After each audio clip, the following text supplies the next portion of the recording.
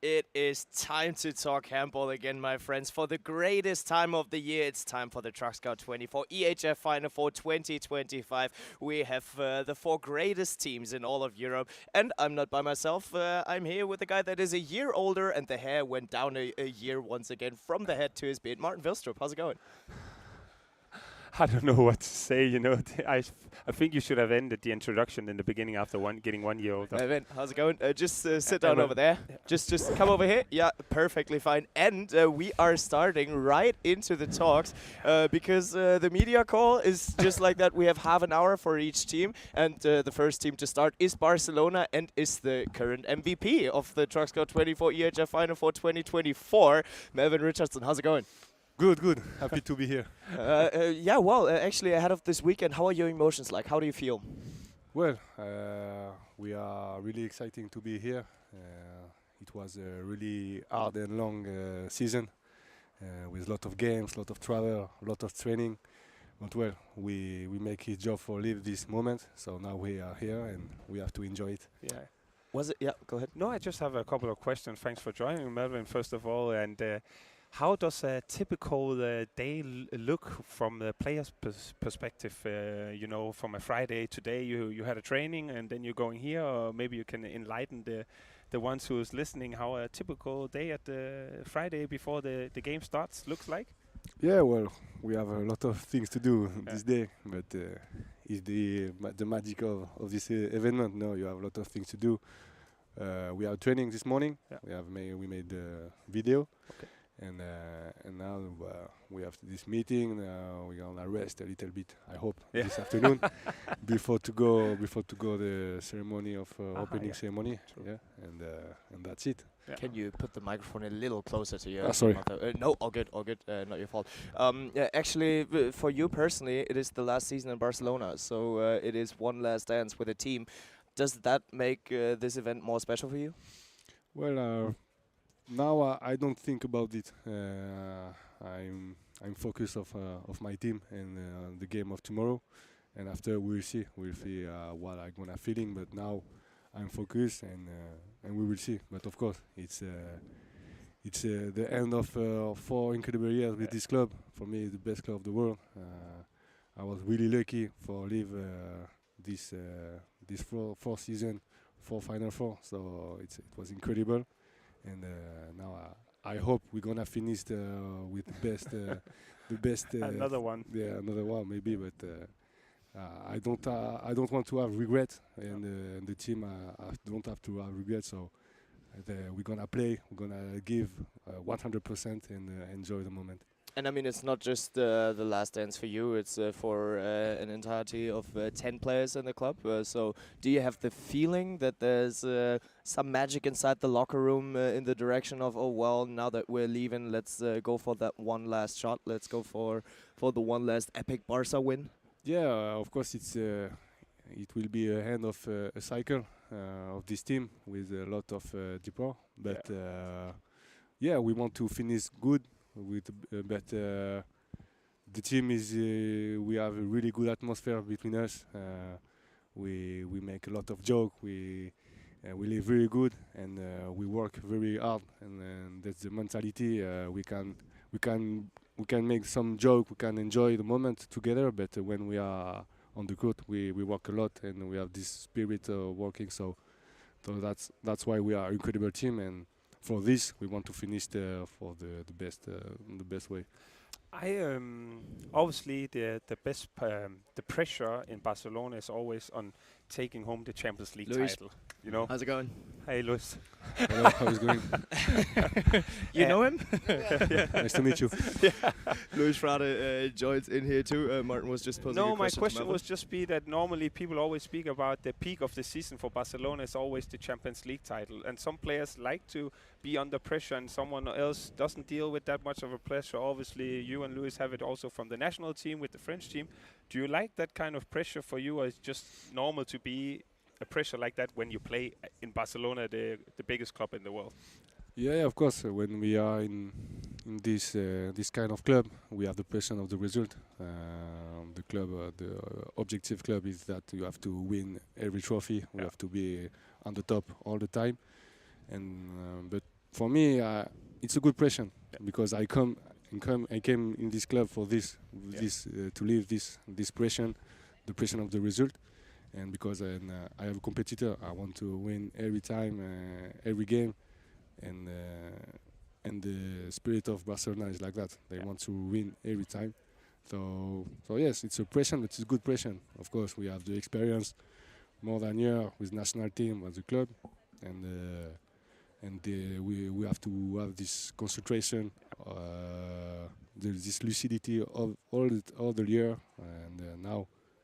Well, that's what I said. We had a really hardly season. Yeah. We play really good. We won the lot of trophy, and now we have to finish on the best way and enjoy it. All right, we are finishing the interview with you in the best way because the other journalists are waiting for you to pose their questions. So thank you for having been around, Melvin. Thank you. And, Best of luck. Best of luck for the upcoming weekend. And then we are going to look to my right-hand side, Luis Frade, right here. We put you in the shade. We hope that as a Portuguese that is all right for you. Yeah, no, it's perfect. Sweet. I was actually thinking about it, now that Melvin was talking about it, that it wasn't the easiest of all seasons. If you were to describe your season with an animal, what would it be? Wow. With an animal, that's quite tough, huh? It is. It is. It is. It asks for a lot of creativity. I will say a bull. A bull? A bull. Okay. Why is that? Because it was a really hard season for most of the guys. I play for Portugal, and unluckily we didn't face the Olympic Championship. And it's been a horrible season. Like, it's a really tough season, a lot of matches. Unfortunately, a lot of people getting injured, and it's quite tough. We did amazing in the World Championship, and now the tiredness that you feel in the end of the season is like on the highest point. Yeah. We did some up and downs, and like a bull, we just put our face down and start to work again, and try to fight the bad momentum that we had. And I think that now, luckily, we arrive in the best way possible. I like that answer. Yeah, we spoke obviously Melvin is also leaving this season, and a lot of other players are leaving also, like Perez de Vargas, Aitorino, some big club legends. Is there then, like, how is the atmosphere within the team? It's like, okay, we're going to give them this last, dance or a chance to get the trophy. Hopefully. I think that we deserve as a group, because going out 10 players in a roster is like quite hard. Yeah. But on top of being teammates, we are a really good group of friends, and I think that luckily we have this fighting spirit, and I think that we can overcome every bad situation that we face. So let us see. So you just talked about it, that towards the end of the season the legs are getting a little bit heavier, but you're still with all the power right here, so you still come in fresh, question mark. Did the Copa del Rey that you guys actually won last week relieve some fresh energy? We don't know. We don't know. But yeah, we faced 3 games in 3 days. It's quite harsh talking about it like that. But I think it went good on us, like to get that certain rhythm, start to rotate the players, to test and to feel ourselves inside the court. It was nice. And yeah, it's like, what can you say? It's Final Four. Like, you arrive here, if you have some kind of small injury, if you have some pain, it doesn't happen in this. That's not a thing by the Final Four. Yeah. In this weekend, we don't feel that. So. Yeah, fair enough. Because no, I was just this season. Like, normally we whenever we see Barcelona, they always win their games. You had a game against Granollers at home where Granollers also played amazing, and then I was it against Valladolid or another team where normally we just think about Barcelona, they win this game. But can you turn that into something positive, that you actually had a little bit of 2 results where you probably obviously you wanted to win that game, but to remind yourself, okay, we need to perform every time at 100%. Otherwise, if we're not there, then we might end up losing, because this is the highlight of the season for a club like Barca. I think that you have to. You have to. Like the defeat that we have 2 defeats and 1 tie in Nassau, and I think that like motivate us a little bit more to work harder, like you were about to say. Yeah. When you're in Barcelona, everyone expects you to win every game. And it's kind of a pressure, but I think it's a good pressure for us, because you only have to, you always want to compete, you always want to do your best, and I think that this team is all about this. I think that we try to perform the best that we can, try to help each other. We have a really nice environment, and these defeats I think that they are like a bounce back that you have to do. So I think that it was good on us. It's also the way that you see it, because Victor Thomas is normally also with us, and he also sees this sometimes like a privilege actually to have that pressure, because that means that some people have expectations, and people want to play for Barcelona. Obviously, it's the biggest club, so it's also a matter of how you see it.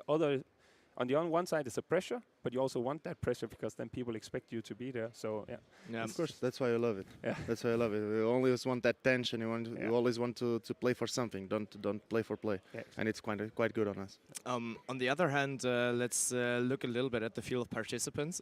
It was close for Sporting to actually make it. It was close to be here in the Final Four. You came from Sporting. What would it have meant for you to actually be facing them this weekend? For me and for Portuguese handball, I think it would be amazing that Sporting was here, but they faced an amazing Nantes, and like we played against them on the group phase, they are a really tough team to beat. But they did an amazing campaign. I think that with the Costa brothers, with the momentum that they are having, with really young guys, high tempo, the goalkeeper corresponding the Norwegian guy, Salvador playing an amazing role as a captain and a model on the team. I think that they only have to improve now. I think that they put the standards really high, and I think that now they have to fight for it. I'm really happy for them. I'm really happy for the Portuguese handball and for Sporting as well. So they will be here on long term? Hopefully. If I'm here as well, they can be.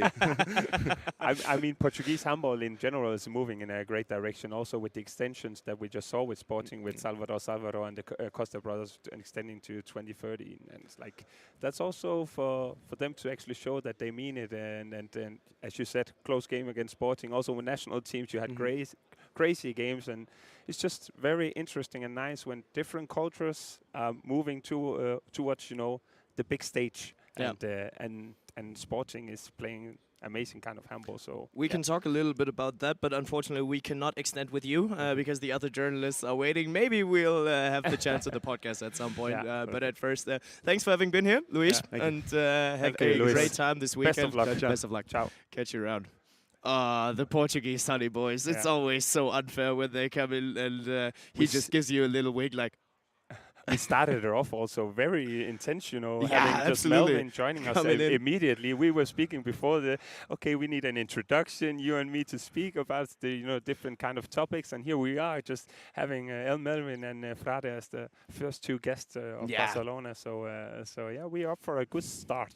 Oh, and it looks like it's just about to get even better because I am seeing Dika Mem coming in. Yeah, coming in. The camera is going to catch you anyway, so it doesn't matter where you're coming from. Dika, hi. Hey. How's it going? Wherever you want to sit down, next to me or next to Martin, so all good. How's it going? How's the emotions inside of your team ahead of the weekend? I think we're really excited to be here once again. We definitely never know when you will be back in Cologne, so every time we had the opportunity to be here, we go for it. So tomorrow it will be the first final for us. Yeah, and you have been here for 9 years now at Barcelona, and you've been into the Final Four each and every year? No, we missed it my second year, so don't remind him about that. Sorry. But yeah, on one hand, you have been here for quite a long time right now, and now 4 out of the 5 titles, the last 5 titles went into the direction of Barcelona. Is this the most dominant era that you've been living through as a Barca player? Yeah, I think this generation did something really special. And like we said a little bit, it's our last dance with this group. We have a lot of guys who are leaving the club next season, so we want to finish with the champions. And I think winning 3 of the last 4 champions means a lot, even more now because now it's Final Four, it's only 1 game, and every time it's getting harder to win the Champions League. So yeah, definitely it's something special, but we are now once again here, so we just want to go for it. Yeah, it's just also what we just spoke about with Frade and Melvin also, that it's this season that a lot of players are leaving Barcelona, and you as being one of the leaders here for a long time, you had some results in the season against Granollers, Valladolid, and actually also for the first time, I don't know for how many years you lost a knockout stage game against Szeged. It doesn't matter in the end because now you're here, but is there an special feeling this season because so many guys are leaving, or because I don't think there's normally that many players are changing clubs from Barcelona because it is the biggest club? Yeah, exactly. As you said, I think since I'm here, that's the first time 10 players are leaving from the club. But I mean, it is what it is. I think of course, the team can feel it. The second part of the season was a bit tough for us, but I think it was more mentally than physically. And you could feel it, but now the last 2-3 weeks, I can tell that the team was better, and the training were better. We play better. The Copa del Rey we also won easily. So I think we have the experience to know that here in Cologne everything can happen. So at the end of the day, doesn't matter. We are here and just trying to win it. In 2023, we had Emil Nielsen in our podcast, and we've been talking about the game that you had against Magdeburg back then. So you just played Magdeburg after losing to them in the semifinals of 2023. I reckon that you remember that game a little bit. What did it do to you to know that you're playing against Magdeburg again in the semifinal? For me personally, I was really happy to play against them because at the end, when you want to win the Champions League, you have to play against the best teams. Yeah. And Magdeburg is one of the best. And we lost against them a bunch of times the last 2-3 years. We also won against them, so it will be a special game. And two years ago, I get injured in the semi-final. And I know this feeling that when you can not help your team. So tomorrow I want to help my team to win the semi-final. I actually have maybe it's a little bit of a weird question, but got to keep it short though. Okay, you know, for me, what's very impressive about some of your skills, DK, is whenever the arm is up and you have a free throw, and you know you have 4 guys standing in front of you to give you the ball, and they're standing, the opponents with the arms up. You have a tendency to have a very high scoring frequency. You know, you're doing very well. And is this something you train, or is just something you know you view on the game? No, to be honest with you. We never trained that, but now since because I feel you're very good at it. Yeah. I mean, I don't know. I don't know. That's definitely not something that I trained, but it is true that now the coach try to do it also with other players, and we are sometimes training a little bit free throws. But I think it's just something natural that I feel like when it's time, I have to go, and I just wanted the ball. That's it. Cool. Then thanks for having been around, and best of luck for the weekend. And as a little bit of motivation, Victor Thomas predicted you as the MVP. Yeah. So go ahead and enjoy this weekend. Enjoy the weekend with the guys once again. Ciao. Good luck. Ciao. Catch you around. Amazing. What a start. It could not have been better to get into the media call like that. If there was not enough pressure before and them just winning the title, then just Victor Thomas said, hey, you need to be the MVP as well. It's not enough just to win it. Fair enough. But yeah, I like it that he actually went forward and said, oh yeah, I enjoy to play against Magdeburg. I was really happy to play against them. I was looking into the direction, when does a rivalry form? Because I was looking at the encounters that Magdeburg and Barcelona had, and throughout the 16 years between 2005 and 2021, they didn't play a single matchup, and since 2021, they've played 7 already. This will be the 8th matchup again. When is a rivalry being formed? Yeah, that's a good question. I mean, rivalry is probably being formed by playing against each other and then having a history to it, because it's not just enough having played games against each other. There needs to be something too exciting in the games, you know, as you just spoke about with Dika, that they have already a history. So maybe there is some kind of rivalry coming up. The other way that I see that rivalry can come up is if you in Champions League is different, but in the domestic league, if the clubs are very close to each other, or if some kind of special feelings comes to you whenever you play against these teams. So, let's say that Barcelona and Magdeburg is very physical, then you know, okay, this is kind of a rivalry that they build up throughout the years. But I think also for some of the teams to be able to play against the best teams and win against the best teams, then in the end the victory will also taste a little bit better, because it's well deserved if you beat the best teams. But obviously the best teams are in the Champions League. But just in general, if they think they have a rivalry and they can beat the rivals and then win the title, that could probably be the best way to actually win the title. Yeah, and I mean, on the other hand, it's always funny to see because it can go in each and every direction once that Barca actually faces Magdeburg. And it's a good topic that we can talk about with our next guest, Jonathan Karlsburger. You can sit down here or over there with Martin, however you like. Ah, perfect. I like it. It's 2-1 for me now with the guest sitting next to me. I like it. It's because of the sun is closer to that. So, exactly. Of course. But the sun is always where Jonathan Karlsburger is. That is for sure. We have just been talking about the late encounters that you guys had against Magdeburg. Between 2005 and 2021, you guys didn't face each other a single time. Ever since 7 times. When does a rivalry form? When did you say? So from your perspective, is there already a rivalry between you and Magdeburg? Yeah, I would say so. It was already 1 year before I came. It started, and you could really notice it when I arrived, summer 22. There was already something there against Magdeburg that you could feel, and since then it's only been growing and growing. So, yeah, but it's fun. It's tough games, but it's also a lot of fun. You want to play against the best and hopefully beat them as well. So would you have wished for a different opponent, or was it the perfect opponent to get in the semifinal? Here I don't think any is perfect. Everyone are really good and everyone can have a good weekend and win the whole thing. So it tastes better when you beat your rival. So but it's difficult anyway. Yeah, that's so. If you had said that against Fischer Berlin, it will also announce it would be difficult no matter what, and all the other teams that are not there here. are different teams. They play different, I would say, but they are all really good at what they are doing. It's also depending of fit.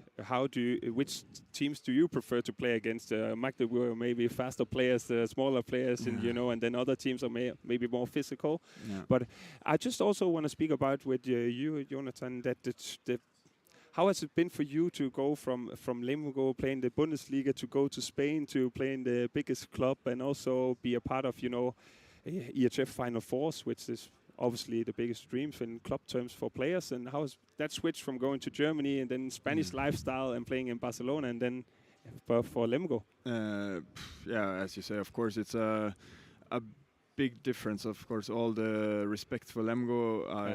I really love the time there and the club and the weather fans and everything. Maybe not. That's a little bit better in Barcelona. No, but Barcelona is the biggest club in the world. They want to compete, win every competition that we play in, and that was something I really looked forward to be a part of.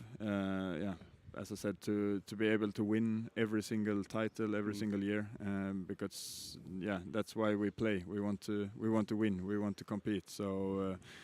I'm super happy for being here, and I want to just keep winning, and win as much as possible.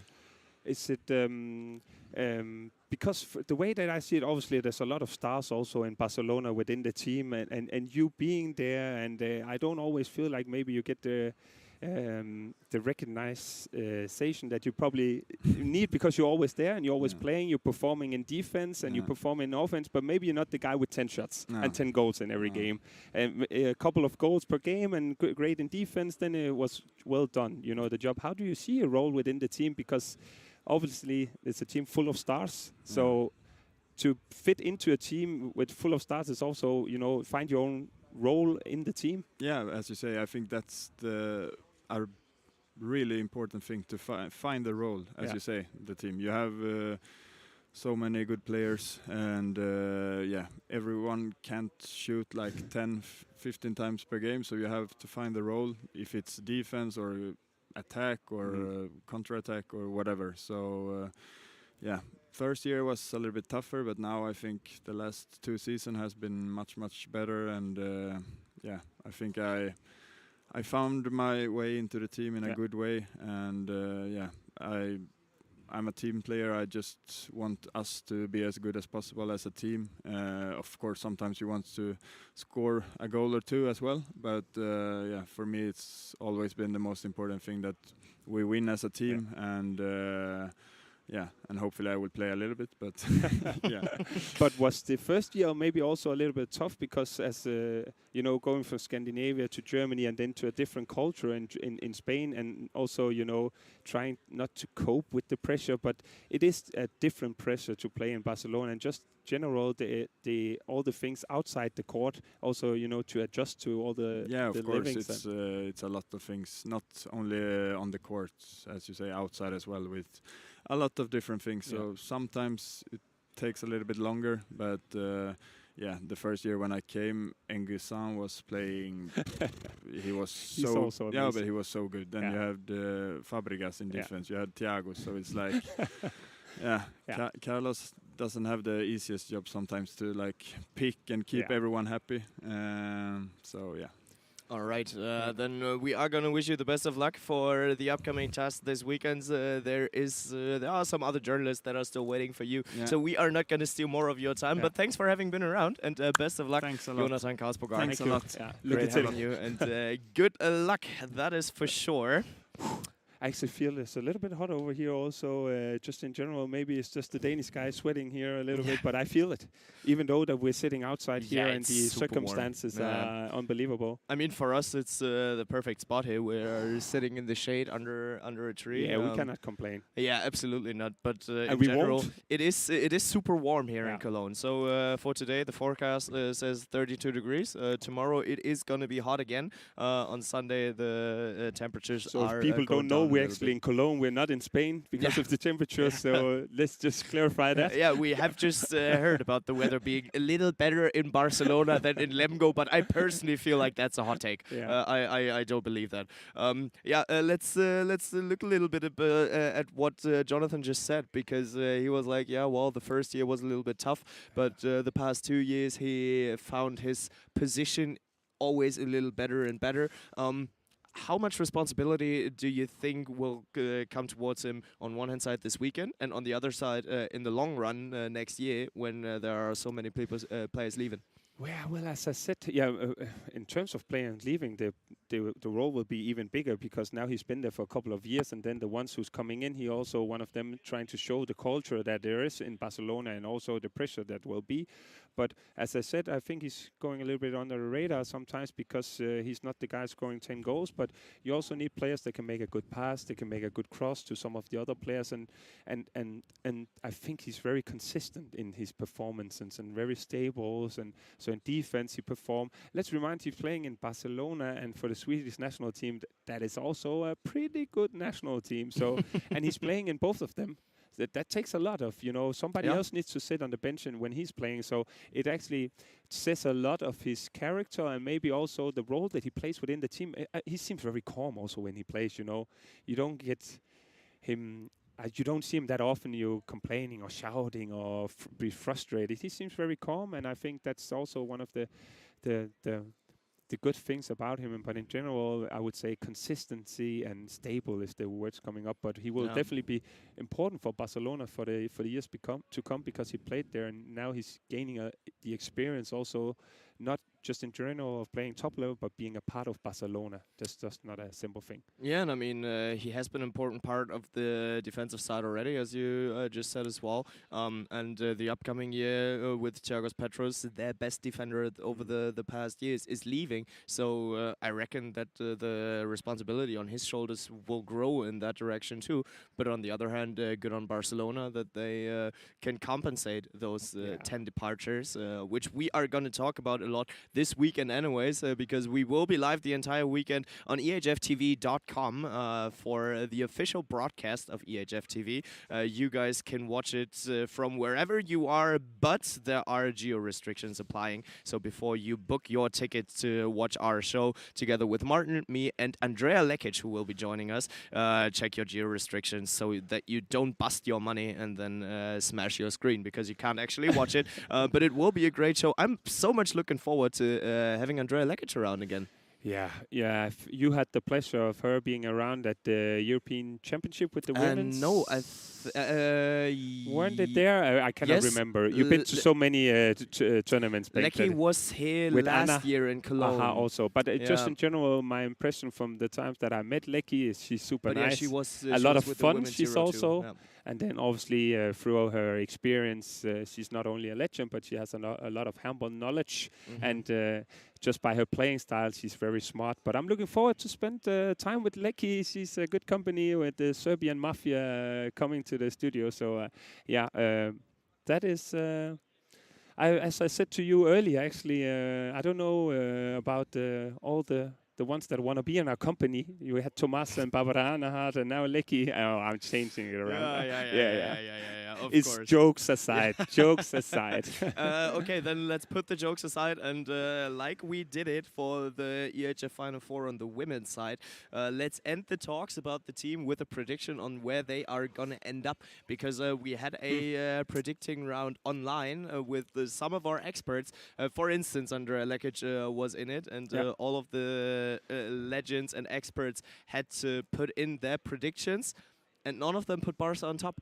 Martin, how about you? That's why I say Barcelona numero uno. Yeah. So fair enough. I predicted before the season. Let's just also remind that we had this topic in Budapest where I got all 4 right. Yeah. Even the last 2 results, I also spot on in the final in the Bronx. Let's not speak too much about that, but I'm just saying it. So I think they will win it. I will get back to my prediction with Barcelona in a second, because we are switching it over to the next guest actually coming in, Matthias Gitzel.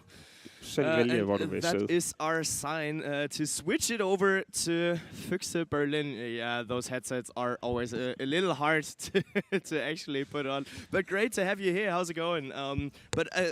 Actually, we have to start the talks with you a little differently, because your time is limited. People are screaming to get you. Maybe let's just start into your recent contract extension from your already running contract until 28. Now that you're staying in Berlin till 29, why is Berlin the perfect place for you? Oh, there are several reasons. I think we showed one of the reasons this Sunday in the last game against Rhein Leon, where we first time in our history got this German championship. That was one of the main reasons, because I truly believe that we had a good enough squad. We have to go through a little bit of development, but it's also funnier to sometimes to take the hard road to a championship, and then you can combine also with living a little good place in the city of Berlin. Yeah. We spoke about it earlier, actually, that obviously with the national team you played against Croatia a couple of times where they tried to beat you up and all the other players, and then you played against France where they tried to maybe with Nahi go early, high on the court.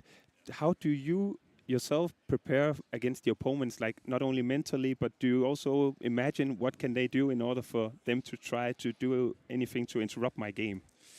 Yeah, I think always you have to, when you want to be one of the best, you also have to imagine what are the opponent's tactical decisions against you. And of course, I know there's a lot of teams who tries to prepare against me. How can we beat Gisela enough up so he doesn't play a good game and so on. So I think, of course, there is a physical part of it, but there's also a mental thing for me about preparing for every game, preparing how are the opponents trying to beat your game and trying to get you out of focus. And I'm trying to be a little on this little bubble when I'm playing the games and trying to focus on actually trying to tell myself or trying to make the world small. The world is only here at the handball court, and everything around me, the pressure, the spectators, the opponents and so on, doesn't care so much for me. I have to focus on my own game. And I mean, you made the world small with the goal just in front of you, and you netted 126 times already this season. The all-time record is held by Mikkel Hansen, 141. Keen on breaking it already, or do you say, well, I've got 10 more years? You know, it's always a dream for me to break something Mikkel has gotten. That's what I'm trying to do every day. But of course, the main focus is obviously winning this Champions League. And when I can, then I always try to break some records. But it's not like I'm in the game focusing on counting the goals. I think, like we spoke about, trying to make the world a little bit small, and that's also about records and achievements and personal titles and so on. But you know, that's for Danish guys and a good friend of Mikkel. I always try to kick Mikkel down off his podium. All right, perfect. We got to end it already with you, but just one last question. A or B for you? Choose a backcourt. A, Andersson, Lichtlein, Gitzel. B, Mats Mensa, Püttlik, Gitzel. I take the Füchse backcourt. Füchse backcourt. All right, and with that, we are going to relieve you. Thanks so much for having been around. Best of luck for the weekend, and best of luck on beating Mikkel Hansen. Thank you.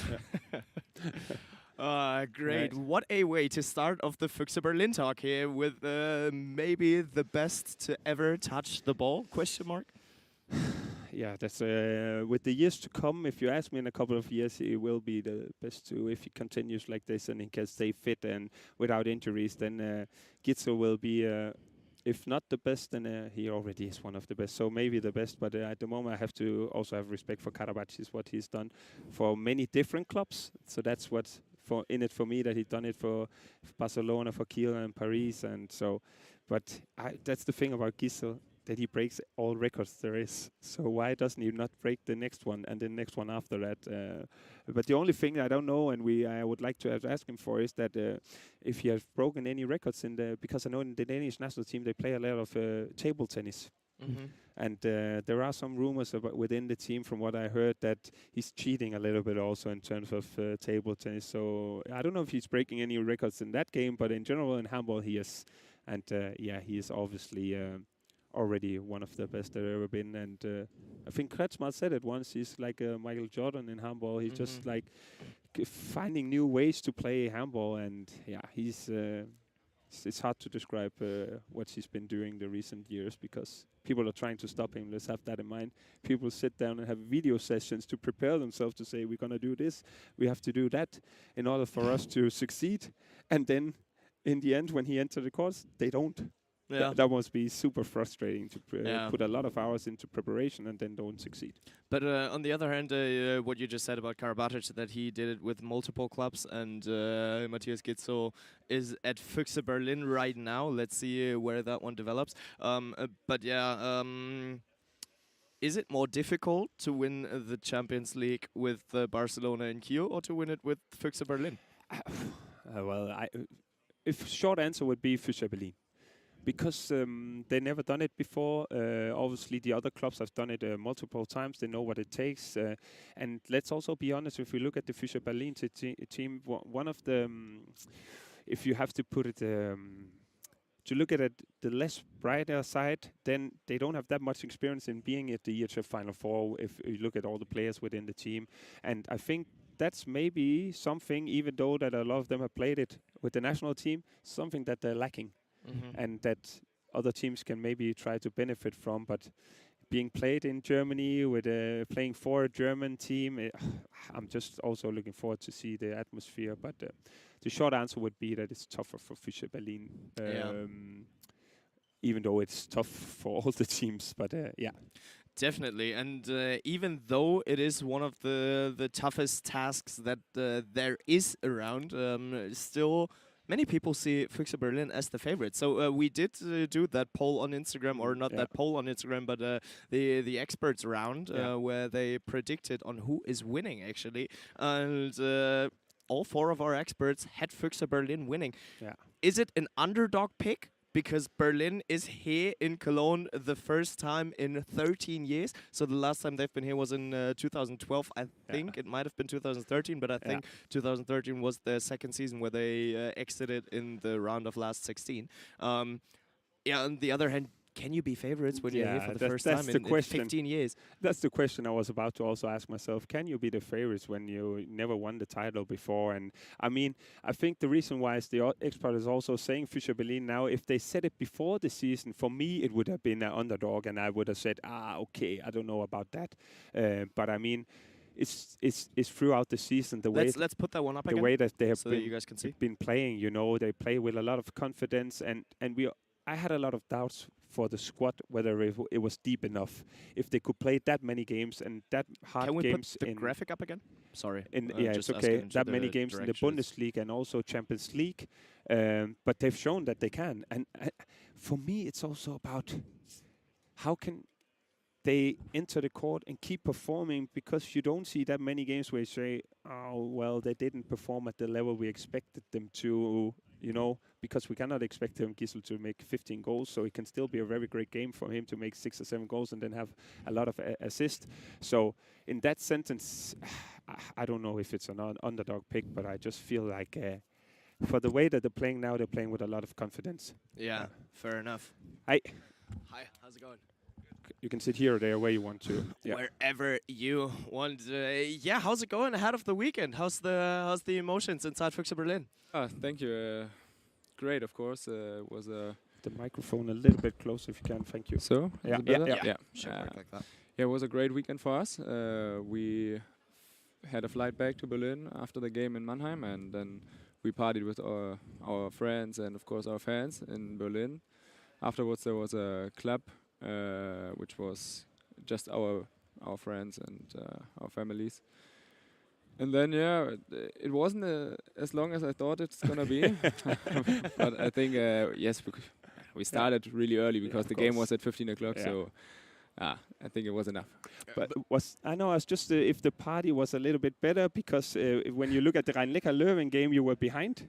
And Yeah. then with a couple of goals, and then you came back, and actually in the end, I'm not going to call it safe, but you won it pretty comfortably. And then in the end, it was kind of a relief to get the first title, right? Yes, it was Yeah. a really big relief. But so, as you said, because we were back, I think it felt like a final for us. Yeah. So it was really nice. Yeah. Actually, how was it then for you? Because you visited the city hall, you had those celebrations. How was it to visit the city hall? Let's start there. It's surreal. It's something everybody of us dreamed of, and for me as well. I was a kid. I always wanted to become German champion, and now at the age of 22, it's Yeah. I can't think about it at the moment. It's not real for me. It's crazy. Yeah, it's pretty, as you said, surreal. Also having in mind with the German national team, you've been in it now. You won the German title, and then now you're here also at the Final Four. And it would be fair to say that you're coming here with a lot of confidence since the last win, and it's been a great season. But how is the mental, can you say, pressure within the team, because it's been a long season with a lot of tournaments? So is it just a way of saying 2 games left? One tomorrow, and then we will see after the season, or are they mentally tired? No, I don't think so. Okay. We are all focused, and everybody of us wants to win. Yeah. We had such a great journey over the whole season, and we had such great wins that we all know we can beat everybody. Yeah. But we have to do our job, and this is why we came here. So for us, it's really important to look for ourselves and play our games. And if we do this, I think we are really a hard opponent to beat. Yeah, and I mean, it was your personal first Champions League season. You're already at 58 goals in your very first season. I personally would state that as an extraordinary season. How about you? What would you say to that? Yeah, I'm happy. It went really well. I had some really good games, of course, also some who was not as good as I wanted, but I think it's a good start, and hopefully we have a lot more.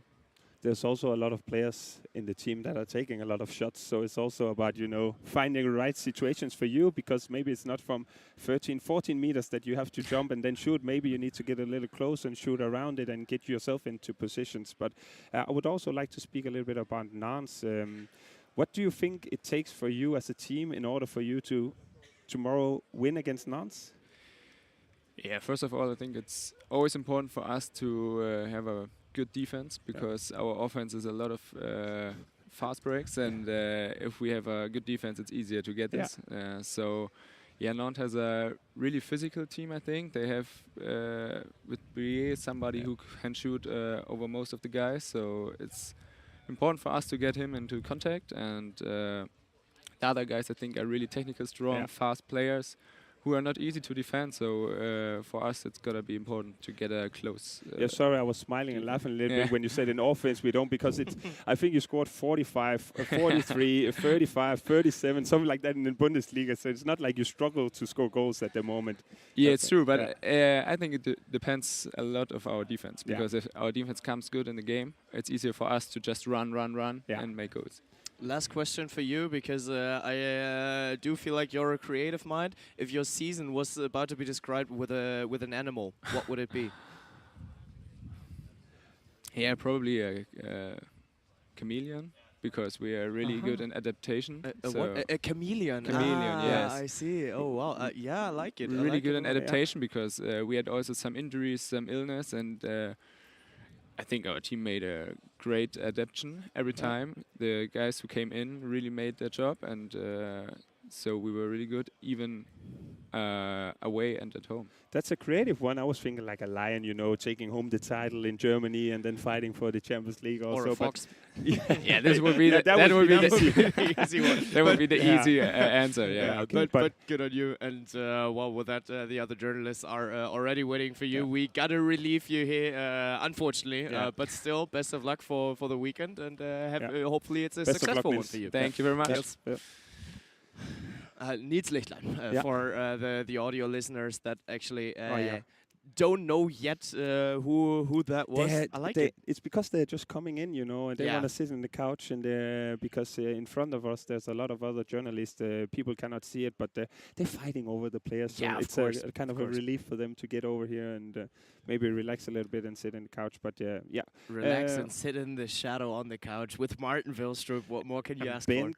In Germany with 30 degrees. Yeah, well, with the trophy behind us also. It's great. It's great. We actually haven't asked anybody about the trophy yet. No. So it is. We have 2 more teams to come. Yeah, that's true, and hopefully just 1 or 2 players that will be coming in from Füchse Berlin here as well. But if you could see what is around here, then that's you what would people understand that it's difficult. Yeah, that's people needs to understand that we kind of know who's coming for the media call, but we don't exactly know who's joining us totally. So it's also about improvising and just, you know, grabbing the opportunity once we get it. So yeah. I was wondering, because before Niels came in, we did talk about the predictions our experts had, and we saw a lot of them putting Berlin first. I still need to put my Barcelona take in.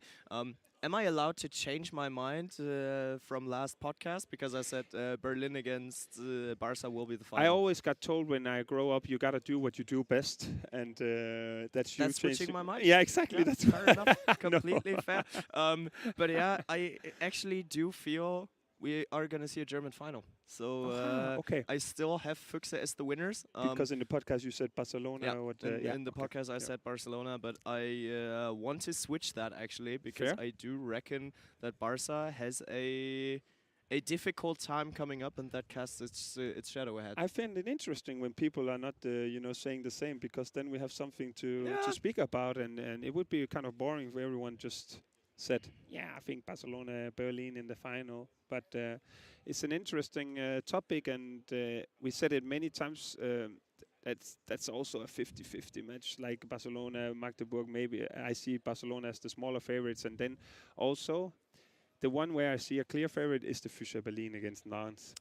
But I'm looking forward also to hear Nantes if they are probably also actually pretty okay with being the underdogs, and they're more comfortable in that situation because the pressure is on the other teams, and release the shoulders a little bit. Now they're here, and nobody kind of predicted before the season that now would be here. So interesting that you're changing it to Magdeburg. A German final would also do something for the atmosphere in the arena. It's already insane.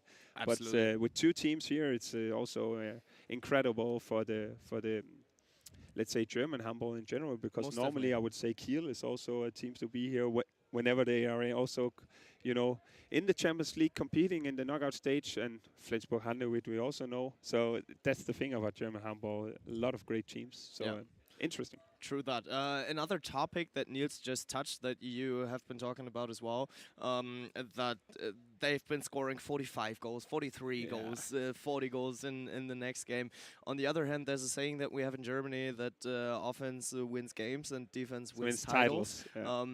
Do we have to prove that wrong with Berlin last week, that the offense won titles? There's a big chance for it that offense will also win the title now here, but in general throughout the last many years we also been seeing that offense, scoring more and more goals, and you can sit where you want to. You can choose. You can choose. Hey, how's it going? Hi. Hi, Max. It's Bengt. Hi.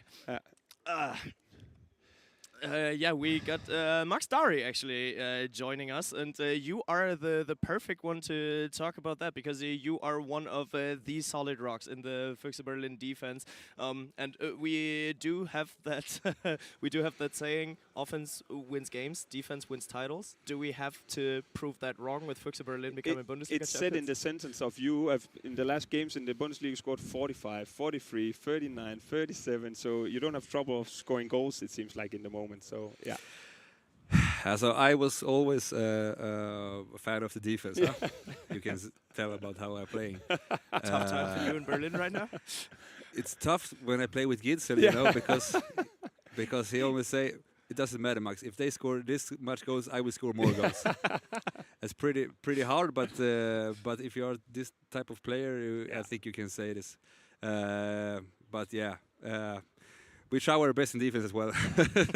Yeah, but it's also the pace within the games that some people, teams, they want to run a lot, as you said with Gisel, or whenever you concede a goal, you still want to run fast to the middle and, try to tip off the ball and then run from there, because then you get the easy goals, and everybody wants the easy goals. Exactly. Because then in defense you can beat them up and then run again with the easy goals. And also if you run as much as we do, or almost every team now, you get also more attacks against you, and then of course it will be more goals in the games. But this is how we want to play, and we know that we can win games when we play like this. So it doesn't matter how many goals we concede when Gisel is doing the goals in the front. So I'm happy when we win. But actually, how is it to be able to play? Obviously, it's amazing with the Lichtlein and Wiede and Gisel and Anderson, but this is something where you have to also... Tim Freyer for joining as sorry. well. Hey, Tim, you can sit here. Hi, Tim. Max, Tim, Max. Nice to hear. What will be the punishment for that when a young guy doesn't say hi to the older one? That we don't speak about here. Okay, fair enough. But what we are going to speak about is who won the party last week. That was not Tim. Who was it? I don't know, but I know I had a really good, great time. I think Tim also had a great time, but... Yeah. Did you have a great time, Tim? I had a great time, yes. Yeah. Tim had a great time. Good. I was interrupting your question, sorry. It was just of you also, in terms of you needed to kind of adapt or develop your style in terms of the way that Gisel played, the way that Niels played, or Lasse, in terms of where you need to put yourself and position yourself on the court? I'm only a tool for them. I'm only standing where distracting them. I'm only standing where they tell me to stand. We can talk about everything. I only have to be there where I should be, and then I have to run away. So you should be as far away from the ball as possible, Max. Yeah, okay. It doesn't matter as long as we win. Fair enough. Well, Tim, we did talk with you in the podcast a couple of weeks ago already, switching the topic here a little bit. But back then, it was already a great season for you personally. Now with the first title in your hands, did it improve even more? Yeah, it's an amazing feeling. I think the season started great and ended much better than we all expected. And now we're here in the Final Four and waiting for the second title. Yeah, I think we have to release you, Max, because other journalists also want to speak with you and distracting. Best of luck for tomorrow for sure. Thanks, Max, though. Nice talk. Best of luck. Nice talk. Max. That's good. So, and then switching it over to you, Tim, also, because I was not in the talk also, but was it for a German player also to win the German Bundesliga and the title? How big of a thing is that also? It's a really big thing. I think if you're a child, you always dream about winning this title once. When you're starting with handball, you're always watching the guys, I don't know, Uwe Gensheim or someone, how hard it is to really lift the trophy up at the end of the season. So it's really, really nice. Talking about lifting trophies, just look past Martin's shoulder. There's a different one. What does that do to you, sitting so close to it? It is the original one. Yeah, I'm really excited. We will see tomorrow and then on Sunday. I have huge respect for the season that you had, because before the season also Jerry Tolbring was there, and maybe it was not to be said that you have that much big of a role in the team, but I was for sure that you grabbed it and you played amazingly, and also played for the national team now also, and now you had the title with the Fischer Berlin in Germany also. It's like, could you have imagined a better season for you, not only personally but also for the team? No, I think I didn't expect that I'm playing that much. For myself, I'm playing really good. Also for the team. But now, for me, I need to stay on this level for some years. And I also expect that from myself. Yeah, but also a lot of situations that you sometimes, when there's penalties, you know, you miss one maybe, and then you still grab the ball, showing confidence to say, okay, I know that I missed one here, but I'm still stepping up, and then shooting against, I don't know, Niklas Landin and Wolf and all the other great goalkeepers there is there. Do you like that kind of pressure and mind games, you know, because you know that, hey, I just missed there, maybe should I do a different kind of shot? Yeah, I like this pressure a little bit, but in these situations, I'm like really calm. I just with myself, I talk to myself, okay, now new chance, new ball, new chance to score the goal, and yes, the team trusts me, and that's the most important thing to me. So that basically the rhythms that you have to keep yourself cool during the game, but now that you're sitting here next to the trophy, at first, are you superstitious at all? Do you want to touch it? No, I don't want to touch it. You don't want to touch it? Okay, that's fair. Do you have any rituals at all before the game? No, I never had this, and I just want to start playing. I don't want to do the warm-up. For me, we can play now. I don't have a problem, so there's no ritual. Is there any words to put into it that you're gonna play, you know, as a German player, the Final Four in a German arena, and also, you know, for the team also being able to actually be in a situation where you can win the title? That's was like, is a childhood dream or the biggest trophy there is? Yeah, it's amazing to play in a team. Then you have a role in the team. I also sometimes feel like a toy, like Max said, or a tool for Matthias. Do you want to talk? You're just standing there waiting for the ball, but that's the job of a wing player. But it's really nice. It's a childhood dream to be here, to be part of the EHF Champions League Final Four. Yeah. And also as a young player, because it is also a little bit of the life of a wing player to rely on others to play the ball. Otherwise, you have to run into the big guys, and sometimes that hurts a lot. But it's just I have huge respect for the season you had, and also Heiko Westhoff Taigum on the other side. You know, it's not that often people. Now you almost got hit by Barcelona. How's it going? They're fighting. Looking forward to meet Barcelona in the final? Question mark. No, I have huge respect, you know, for the season Fischer had, and also because I had doubts earlier this season with all the games being played that if the depth within the squad was big enough, because the workload, it just seems like new game, can they keep up on the level that they still have? But it just seems like you're showing up all the games as a team and just keep performing. I have to say I have respect for that, because earlier the season was like, where is Fischer Berlin? It's a long season. Can they keep it up? So, yeah. So from my perspective, it's just a lot of respect, and I wish them best of luck also against Nantes to see if you can take the beating against Nantes and also make it to the final. Yeah. Absolutely. Which opponent for Sunday? I am not going to ask for which game.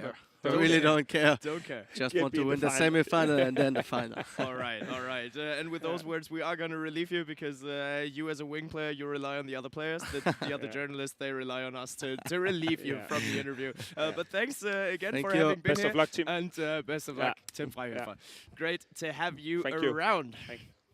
Amazing. Yeah, but if you listen to what Berlin is saying, they seem confident. They do, and they can be confident. They just won the German championship, and when was the last time that Berlin also lost a game? I was sitting and thinking about it. It must be some game in the Champions League or something like that in the group stage at some point. I don't know if in they the Bundesliga for a long time. Yeah, that's also so they have a reason why. But as I said, I have huge respect for the season Freihofer had, because he was not from the beginning meant to be the first choice. I think it was Jerry Tolbring. And now he took over it. Joe Tolbring is now also leaving Berlin. That's for many different reasons also. And sadly for him, he's been injured. We wish to have him back because he's also a goal-scoring machine. Now he's going to Denmark. And also his girlfriend is also Nora Mørk. So maybe it's also in that sense that they want to be closer to each other. But it was more me saying that I didn't expect before the season Tim Freihofer to be at the level he is at the moment, and that I find super impressive, because one thing is getting the chance, another thing is actually grabbing that chance and then doing it the way he did. Because when I see him miss a penalty, then normally it's like the experienced players that just walk up again and say, "Give me the ball, I will score again next time." But as he said, the team believes in him, and that also means a lot. Yeah, it's always about the trust, especially for a young wing player. You do need that, because whenever there's a sequence of 2-3 balls that you maybe missed, then it does get tough. But looking at the clock, we are at 13:45, means the next team will be about to join, which is SC Magdeburg. It's interesting if Tim will give the ball to Gitzel if he's lacking one goal of getting the record. You know, and there's a penalty to say. Fair enough. Fair enough. That's an interesting topic anyway, because Berlin and penalties in the past, it wasn't always a secure topic. They did improve throughout the season.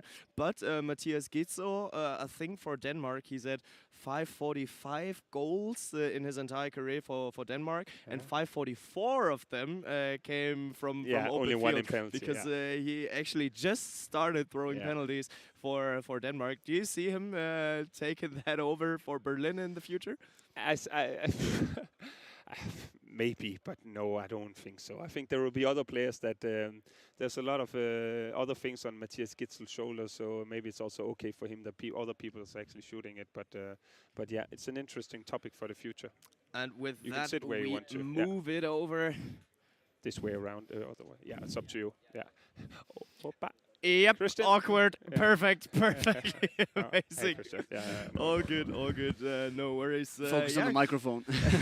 All good. Christian O'Sullivan coming in, and at first we know your track record for games at the EHF Final4, 4 red cards. We are from the EHF. Please let us live. How is it possible to get 4 red cards out of 4 games? Yeah, you just have to try hard enough. Yeah. No, I don't really get so many red cards, so I've been a little bit unlucky, and some of them are totally fine. So just trying to do everything for my team, and sometimes it's too much, and then deservedly so you sometimes get a red card. It's also about making some stories and histories, you know, that people have a tendency to remember, they don't forget it. Yeah, exactly. So, remember the name. Oh, that's O'Sullivan, the guy who got the red card, Did you guys talk about it already? What happens if you get another red card at Cologne this year? Yeah, I think I already have the record, so I don't need any new ones. Yeah, right. But is there a punishment?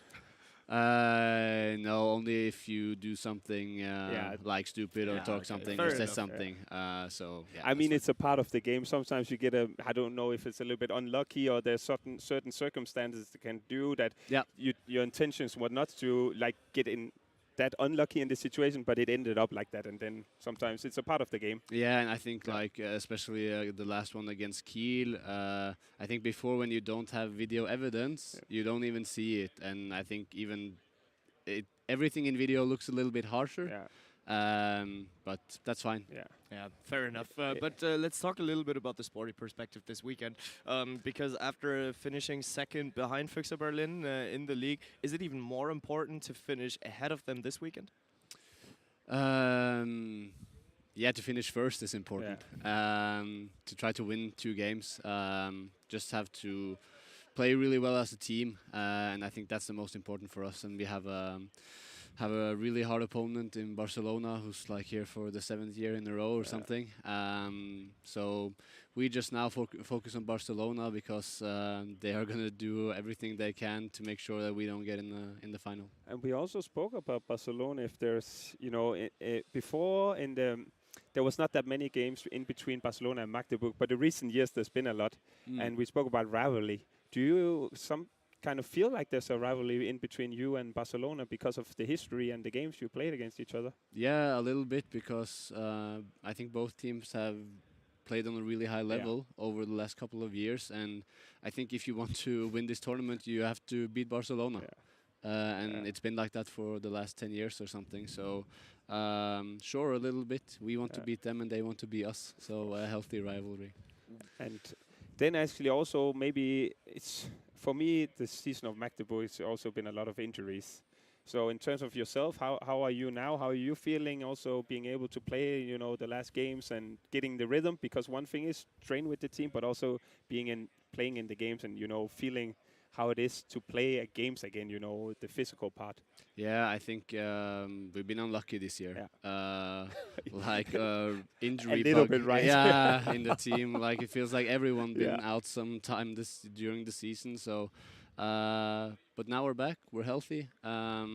Almost everyone. Sadly, 2 long injuries still with Manuel Sender and Matthias Musche, but it's also a part of the game. And yeah, we just have to try the best we can for the team that's here. And we've been winning a lot of games recently. A little ups and downs, like we haven't always played our best, but we've found a way to win. Yeah.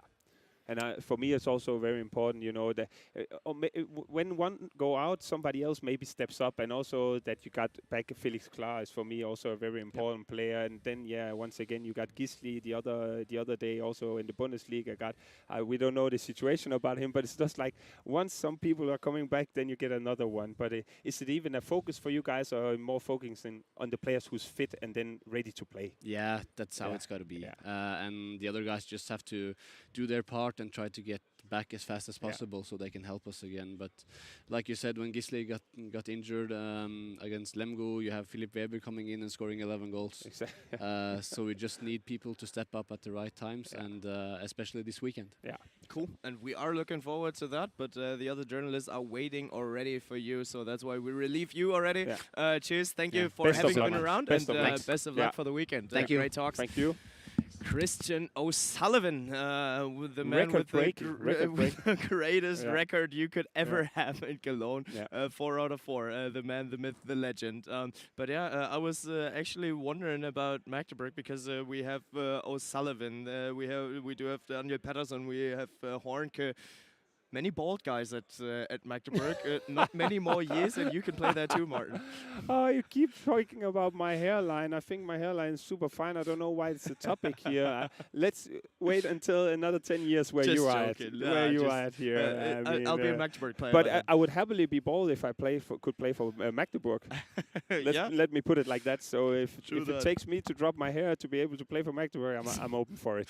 Okay. Just sit on the bench. I don't have to play. That. I don't have to play. So. Noted that. Cool, but let's talk a little bit about it. At first, I need to put in my prediction for Berlin. I'm gonna go Berlin on number 1. How about you? Second. Yeah. So Berlin place. Goes in second. Fair enough. How about Magdeburg? We are just gonna do that in the middle of the of this. Well, you kind of teased it earlier, what you kind of said about them. Obviously, it's going to be a close game against Barcelona, and I like these matchups with one team playing super fast with Magdeburg. You know, all the players, they can move the ball also super fast, so it's not only the players moving.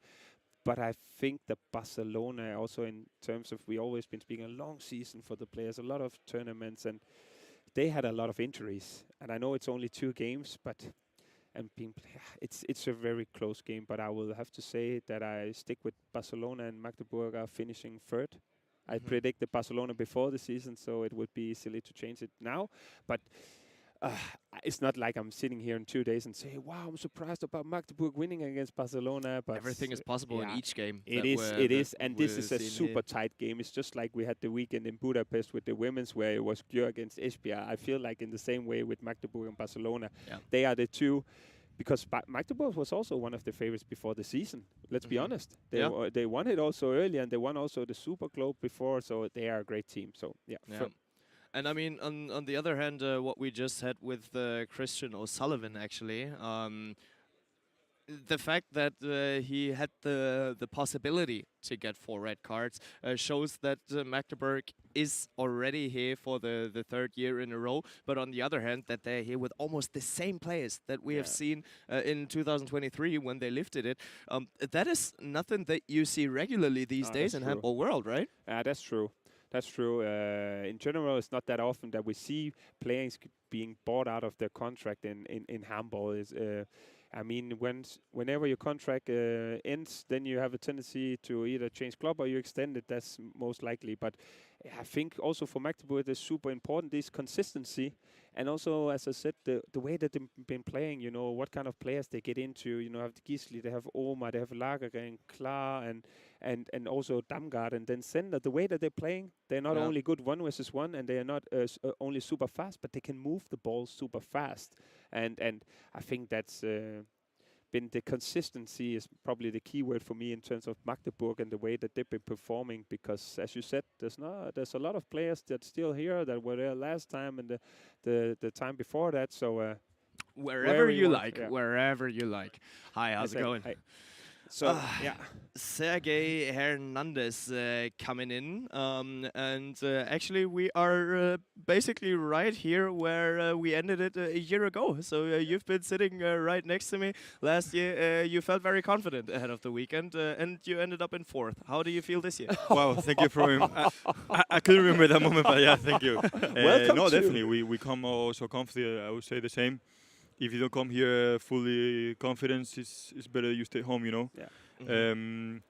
You know, you need to know that the other 3 teams are same as confident or even more than you. And if you don't step up in this aspect, if you don't have this positive mentality and like I call the shark mentality, it's not worth coming here. Yeah, fair enough. I was opening it in that direction because, well, the roles have changed for you drastically throughout the last 3 years. So the first year you guys were here, Magdeburg was the clear underdog, and Magdeburg won it. Then you guys came as the trophy winners. You finished in 4th. What role can we give Magdeburg right now? So where are you guys at? I don't know. You tell me. I don't know. I think we come with the role of, I mean, of course we haven't had the best season this year. We haven't got any trophy, but I mean we are able to, even though with so many injuries along the season, we are managing to fight for the titles, and it tells a lot about the spirit of the team. That even with so many injuries, the players that had maybe less minutes in court, they step up and they put the level of handball, the same level as the guys injured or even more. And yeah, I mean, for me, we come definitely to do our best job and see if we are able to get a trophy this season. For me, it's also like you said it yourself with injuries. That's one thing, and O'Sullivan also said you've been a little bit unlucky with the injuries this season. Let's put it like that. But it's also been a special season because in the beginning of the Champions League, you were probably not winning the games that you wanted to, but you bounced back. And I mean, in the end, what does it matter when you're here at the Final Four also? And I think also Magdeburg are also at a level now where the consistency that you're here all the time, you are at the Final Four, and that also shows where Magdeburg is now in terms of what we will say next year. Who can we expect to be at the Final Four? We will probably say Magdeburg again, and you're fighting for the title. So I think you're still in a good place, and for me, it's also when somebody goes out of the team, another one comes in, and they step up. You know, we have it with Matthias Muschi. He was being unbelievable. Then sadly he got an injury. Then you have Mertens also coming in. It's like that throughout the entire season. But are you coming here with an extra kind of hunger or this kind of shark mentality because you didn't get the title in the Bundesliga this season? So are you more eager to get this one, or is different? For us it's the last trophy of the season. But for us and for everyone, it's the last trophy of the season. I think. Here, some of the teams got some trophy around the season. I think we are the only ones who didn't got any trophy this year. Because I think Nantes got the cup from France at the beginning of the season. So I think we are the only team that got no trophy this year. And knowing that it's our last option to not let clean sheet of trophies this season is gonna be. I mean, it's gonna be a little bit shit if we don't get nothing. But you know, it is what it is. And like we said. Through a hard season we had with all the injuries and everything, we're able to fight, and I think that's already for us maybe a victory, because it's not easy, especially playing Bundesliga, because it's really, really tough. I actually think it was Montpellier that won it, but I think Nantes lost it. But it doesn't matter. No, but really. Nantes won at the beginning of the season. Yeah, okay, that's true. The Super Cup maybe, or what you call. Yeah, that's true. But I was actually more thinking about in terms of now you're playing against Barcelona, and it's a team full of a lot of great players. How do you, as a goalkeeper, prepare yourself in terms of video? Are there some certain players that you focus on? Because obviously you cannot focus on 14 different players. I mean, I don't make so big deal with the preparation of the video, because you have been playing so many times against them. You already know what they like, what they don't like, the preference of shooting. I mean, I think it's more the feeling of like really having, for me as a goalkeeper, to have your mental aspect really clean. That you go with no pressure, that you go to enjoy, have fun, and then if it comes to a good game, you will see it.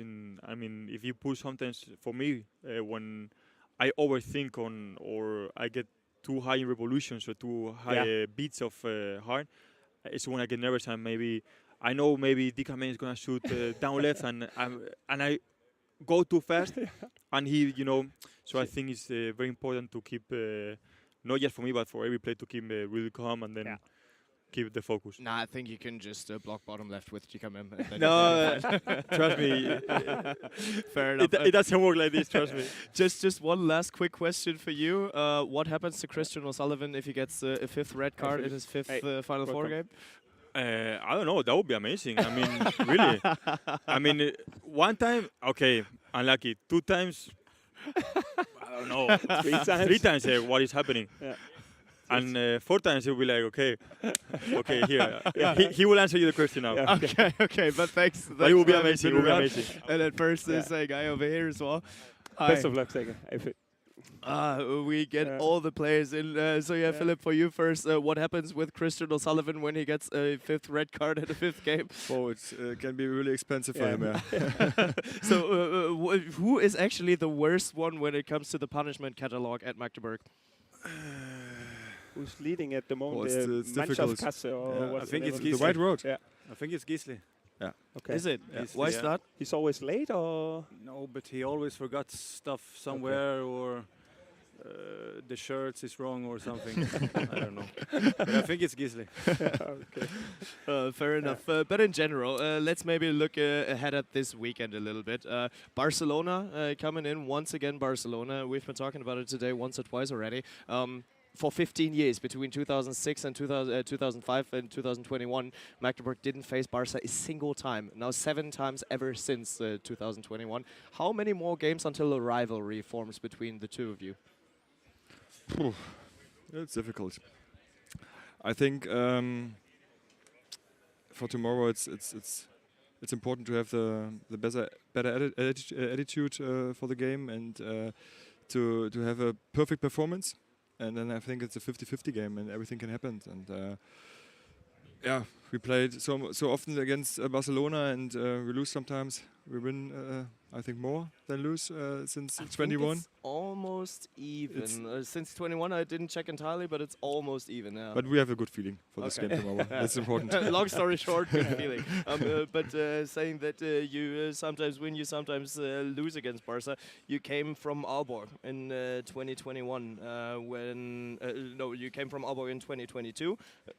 23, I guess. It's sorry, I just messed up the It's my numbers. second year in Magdeburg. So you came when Magdeburg actually just won the Champions League with that epic semi-final against Barca. 2021, that's where I was going. You lost the Champions League final against Barca. Then in 24, it didn't end the way you wanted against Barca. It's always Barca for you. So how important is that game tomorrow for you personally? Of course, I would like to beat Barca here in Köln, but like Flippy said, you need to really perform tomorrow, and you also need to have a bit of a luck. You need to have a good goalkeeper. I think it's many points that needs to be on top to get 2 wins this weekend. Like you have seen before, the couple of years, the games is always tight. It goes to extra time and penalties and things like that. So yeah, you need to find it tomorrow, and it's difficult, really difficult. But you have also a good feeling, yeah? Yeah, of course. Really good feeling. And it's been a special season also in terms of injuries in general, and also the beginning of the season with the, can you say, a little bit of troubles in the Champions League, but now you're here in the end. How is it within the team of the, it's been a long season with a lot of tournaments. Everyone is, besides Manuel and then Matthias, is fit for tomorrow to play? No. No, okay. By that said, not anymore. We will see tomorrow who's not there. Okay, but what kind of game do you expect against Barcelona? Since you played against each other that many times, is this going to be a physical, a high tempo game, or how do you prepare yourself for what's coming tomorrow? Yeah, I think that every little thing is very important in this game. You have to be focused. You have to score good. You have to have a good goalkeeper, like Felix said, and a good defense to make easy goals in a fast break. This is important. And yeah, then if we have our top level in this point, then everything is possible. And I think we are in the head of Barcelona because we beat them sometimes, and yeah, that's why I have a good feeling for tomorrow. With that, we already need to relieve you, Philip. So thanks for having been around. But the other Thank you. journalists are already waiting for you to grab your voices. So Philip Weber, thanks for having been around. And best of luck. Yeah. With that, we are gonna come a little bit personally to you as well, because I actually just read a story that your wife is awaiting birth for the child, but you want that kid to be congratulations at first, of course. You want that kid to be born in Magdeburg. Yeah, because of because that's going to be the easiest way to do it. It's actually have nothing to do with Magdeburg, but it's just going to be the easiest way because we're going to have the vacation in Sweden. So if it's going to happen in Sweden, we're going to have a little bit of problems with, Then let's cross our fingers for that to happen. Exactly. That's the easiest way to put it. But also speaking with you, Felix, what kind of season has it been also with you being injured in the beginning of the season, then coming back and actually being able to contribute to the team? Because obviously it's more nice to being on the court and then have an effect on the team than sitting outside and watching, the team might not perform the way it wanted to, and you cannot, help the team. So what kind of season has it been for you this year? Because maybe it's a two-sided season, the first half part and the second. Absolutely. I did my rehab in Sweden, which was a bit special because I was not close to the team at all. I was seeing the team at the TV, so my feeling was like, I'm even a part of this team? I'm just outside, and it was for me. It was my first big injury. Yeah. So it was very special and hard, especially after a month. It was really boring because you go and do your rehab in the morning, and then there's nothing you can do. You just want to go back and play. And rehab is not maybe the funniest part, but you need to do it. Yeah, exactly. You need to do it, and I'm happy that I did it well because my foot is really good now. One last question for you, because you're the perfect guy to actually ask this when you have been out at the beginning of the season. If you would have to describe the Magdeburg season with an animal, what would it be? So maybe Sergei Hernandez, he was talking about the shark mentality. Shark? But what animal can get injured and then still bounce back? A snake, maybe? That's a hard one. Not going easy on you. No, you're not. Shark. Did he say why? He said shark? No, he said a kind of shark it mentality. Wasn't to that question. It wasn't to that question. Oh, okay. But he was, in general, talking about a shark mentality. Let's say shark. Yeah. Let's say shark. Okay.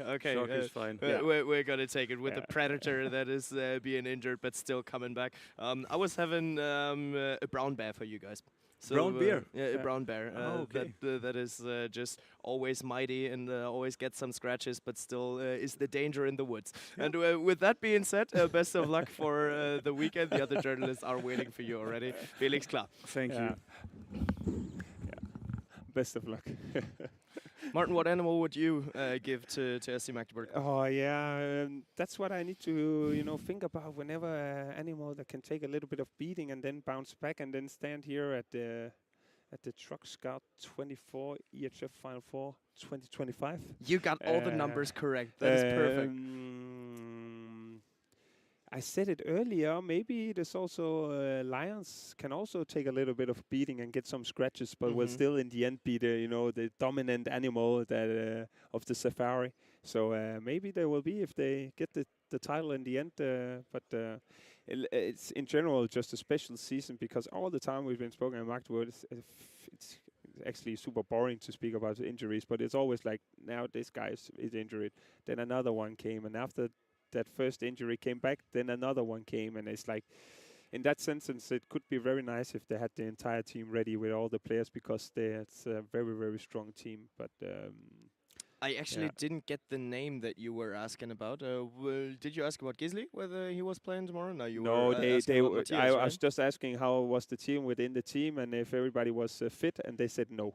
Ah, yeah. Okay, so, but fair it's enough. also what we experienced earlier with Gisli and what Luis Frade said is that you can be a little bit injured, but once you're here, you can kind of suck up the pain a little bit because there's only 2 games left and it's the biggest event of the entire season. But in that answer, we can, from that we can say whatever we want because they just wanted to cut it off. So either we think about it in a one sentence and then it's another one, but probably he's not 100% fit, Gisli, but will he be there tomorrow? Probably also. Most likely, yeah, because that was the big question, or that is the big question ahead of this weekend, whether or not Gisli can be playing and can be added to the team. What I just read recently, I think it was on Wednesday when Bennett Wiegert was asked about Gisli, that he's not at 100%, but he is okay. So he is doing all right. And what does okay mean, in this sentence? Well, that's the big question. Yeah. So they hope that he will be able to play tomorrow. So do we, because it's the best weekend of the season, and we want the best players to play. Exactly, you put it in the right way. We want the best players to play, and now we have Magdeburg. I'm super excited also to meet the Norse players. How are they dealing with this? Is there any kind of pressure? Is there no pressure? And but there was a grasshopper or something like that. Let's see it here. Last but not least, we will have Bennett Wiegert. Hey, Martin, nice to see you as well. How is it going? Speaking in English, just in general? Or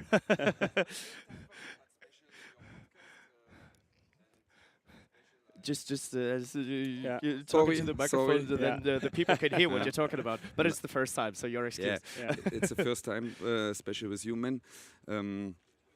It's a pleasure. Thank you. It's an open invitation. Are you joining the podcast at some point? We would love to have you in. Sometimes I do the mistake. Sorry. I read this week about your favorites of the tournament. That was good for me.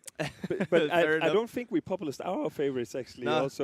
There's a lot of people that've been saying Füchse Berlin is awfully what you are referring to. But in my feeling, Füchse Berlin has a top seat at the moment. They are probably. It's an easy pick to go with Berlin. Yeah, fair enough. But you're actually here to prove them that they're wrong. For sure. For sure. So for sure. That's our job in the moment. And I enjoy the rule a lot. Yeah. Trust me, I enjoy it.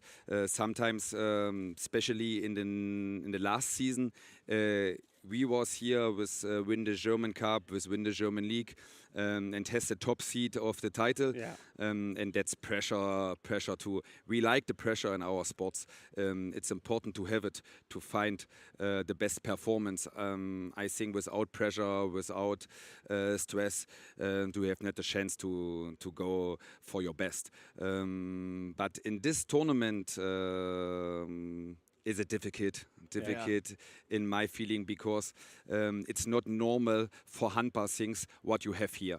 The media, the spectators, all things around the tournament are special.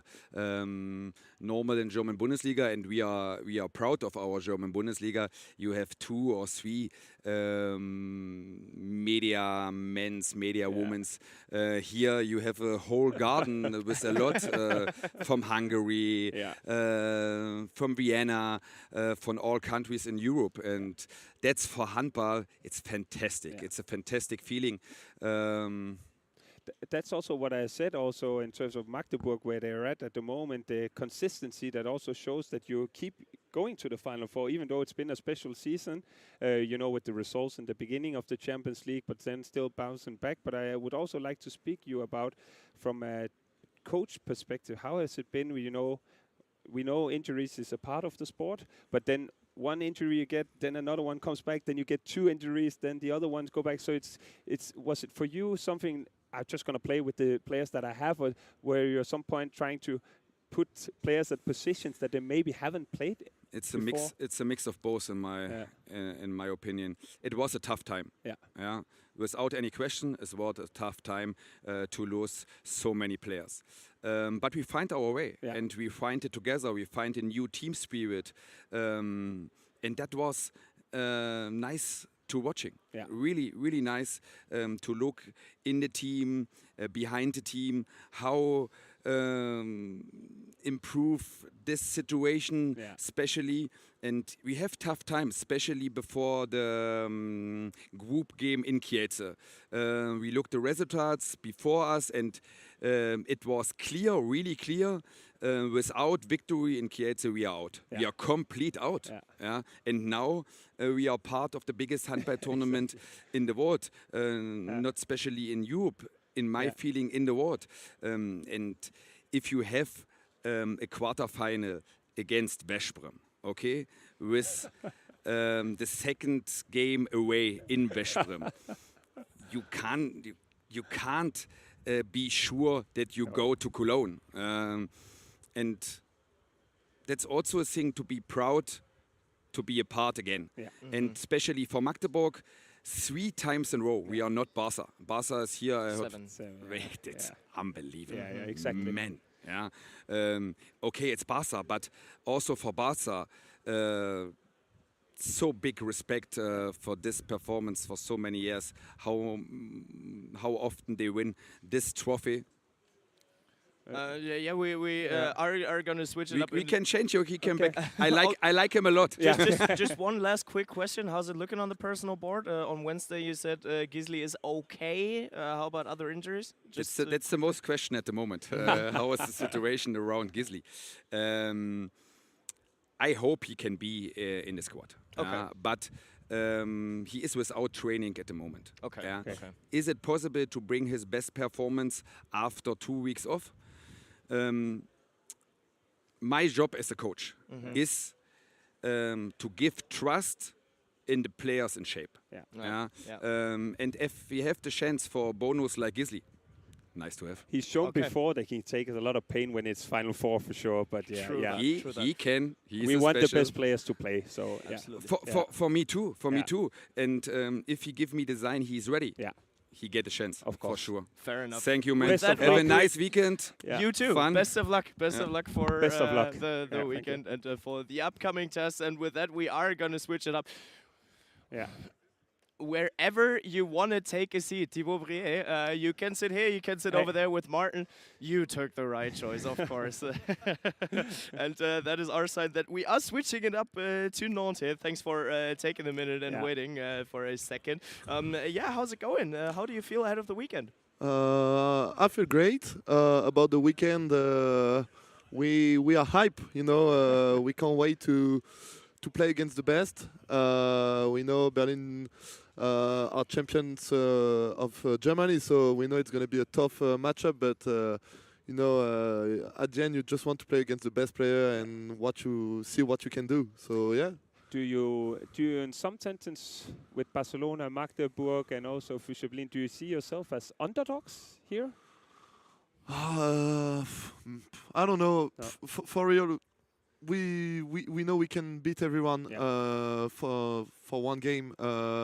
This year we had a draw against Barcelona and we won against everybody. So I feel like we can win whoever we will play. Yeah.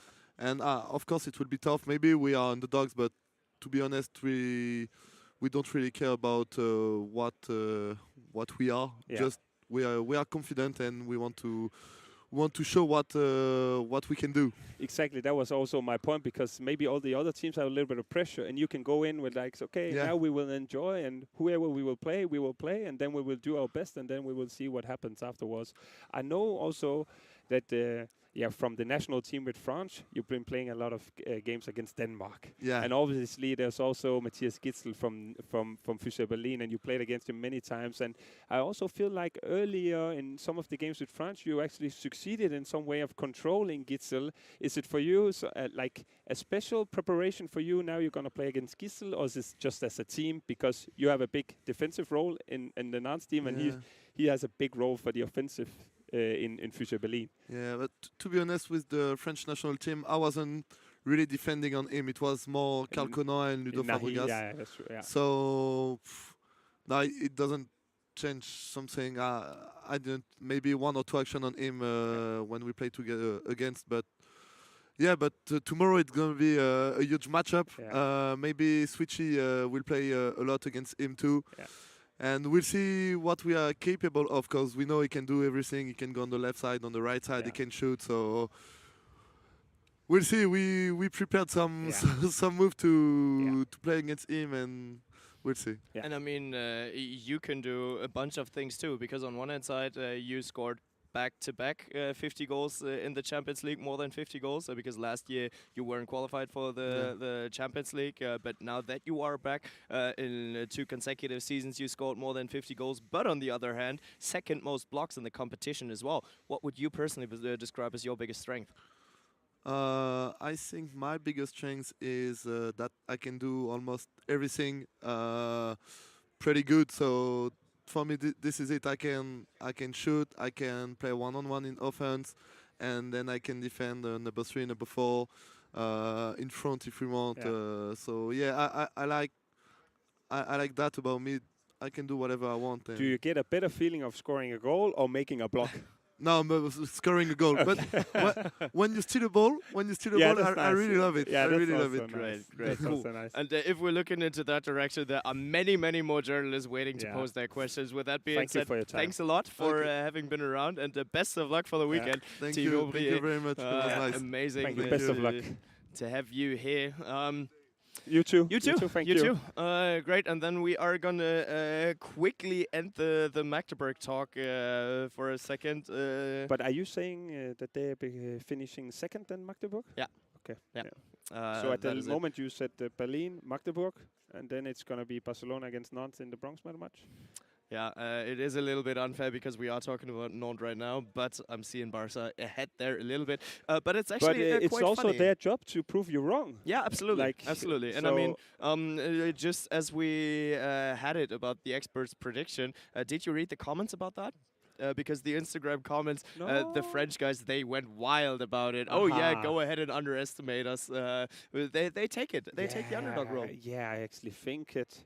That's what I was trying to ask also Thibaut about, that maybe it's okay for them to actually be in the underdog role, you know, to accept that there are other players, teams that have more pressure on, and they can relax a little bit and, you know, don't think that much about it. Whoever shows up, they will do their best performance, and then in the end, they will see what happens. So, because we just had Magdeburg, they feel a little bit of pressure. They didn't get the German title, and Sergei said they were the only team not to have a title. Barcelona, we all know, biggest club. Fusha Berlin here, favorites now in the semifinal, just won the so for me, they are the underdogs. But haven't we also spoke a lot of times about favorites in Final Four? Is there something like that? Yes, there is, but it's not. They don't have a tendency to actually take the title with them home, the favorites. Sometimes another team shows up, and that's also in the perspective of there's only 4 teams here, and there are a lot of other great teams that are not capable of being here. So yeah, we are in for a treat, and Benevigat said it also. The not only in Europe, it's the biggest event, you know, in the whole wide world in terms of club tournaments, and it's also just a matter of enjoying that we're here and we have such good games. We had it on the women's side also in Budapest, and we have it here again. Because if we need to put percentage on Barcelona against Magdeburg, it would be something similar like 55-45 maybe to Barcelona, and you mean it the other way around. Yeah, so yeah, absolutely. So yeah. But I mean, on the other side, you just said that, well, all the other teams that are not here, and for Nantes, it's always like that. The past years, they have been alternating in between Champions League and European League. Yeah. But whenever they were in the Champions League, they were always close to getting to the EHF Final4 or have been here. So it's their third participation in Cologne, I think. 2018, where they lost the final. 2021, where they lost in the semi-final. And now they are back here.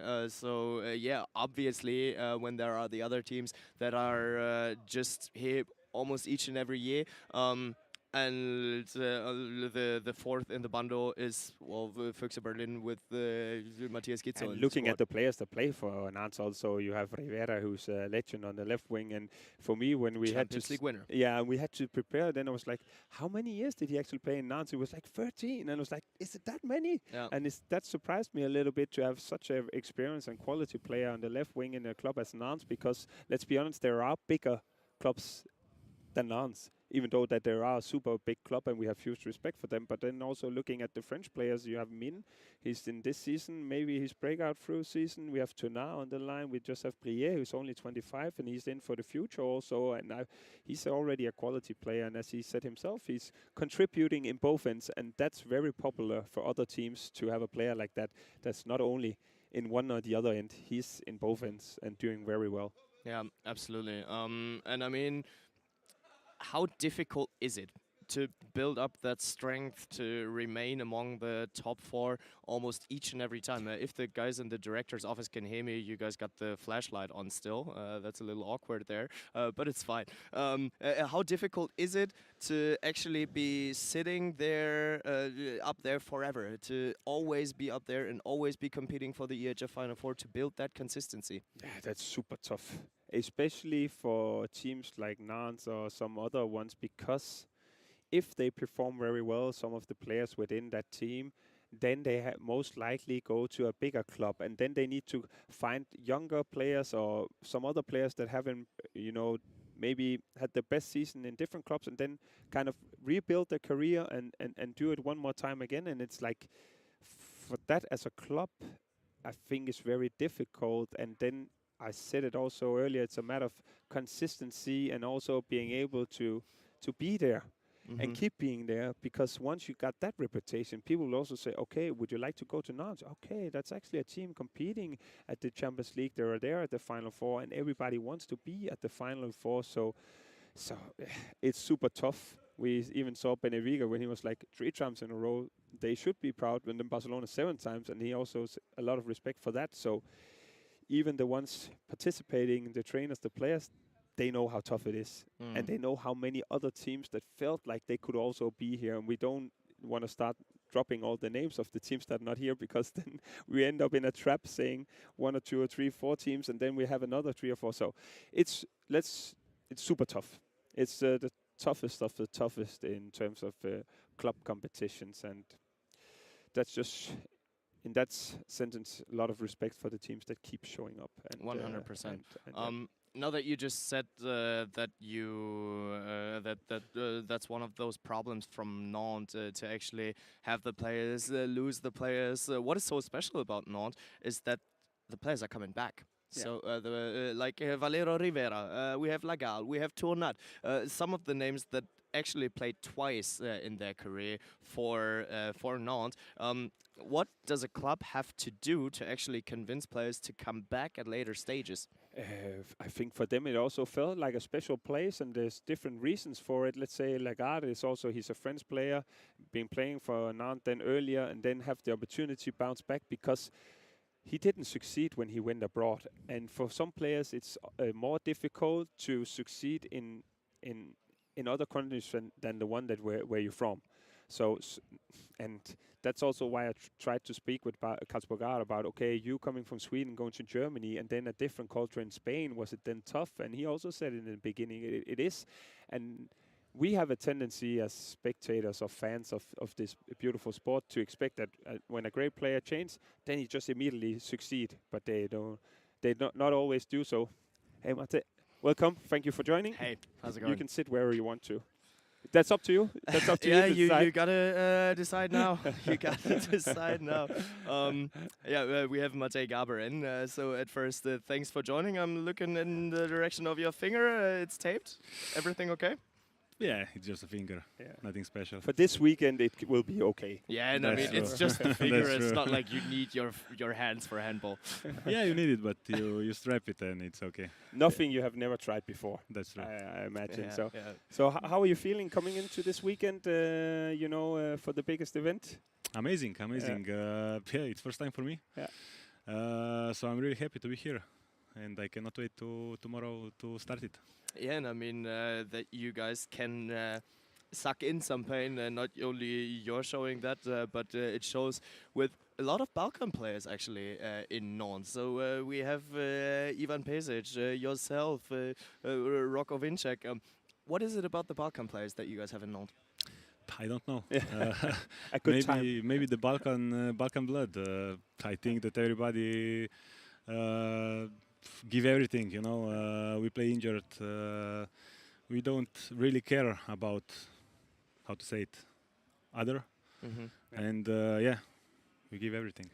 Have you, in some way, obviously you're going to play against Fischer Berlin tomorrow in Germany, and in Langness Arena, the atmosphere there is unbelievable. Is it something that you prepared yourself for, what's coming? Obviously you've been playing earlier in big arenas, but at such a special event, did you prepare yourself what's coming, or is just like, I'm going to enjoy? I said to myself, I'm here. I'm really happy that I'm here, and I will just enjoy it. I will, when I will go to the court, I will just forget what's happening around me. I think this is the most important, that I stay concentrated. Yeah. What kind of a game tomorrow do you expect against Berlin, since with this league line and those kind of players, it's a high tempo game?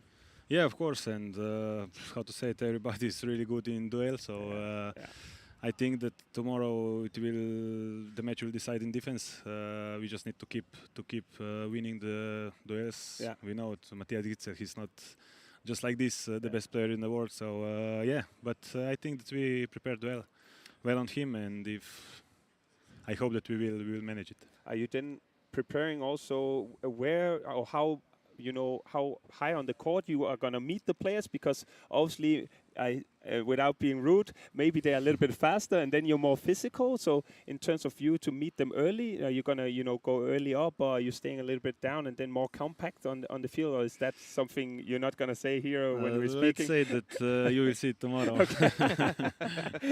Yeah, fair enough. But let's talk a little bit about the general situation for the club and for yourself. I mean, you just said it, that it's the first time for you coming to Cologne.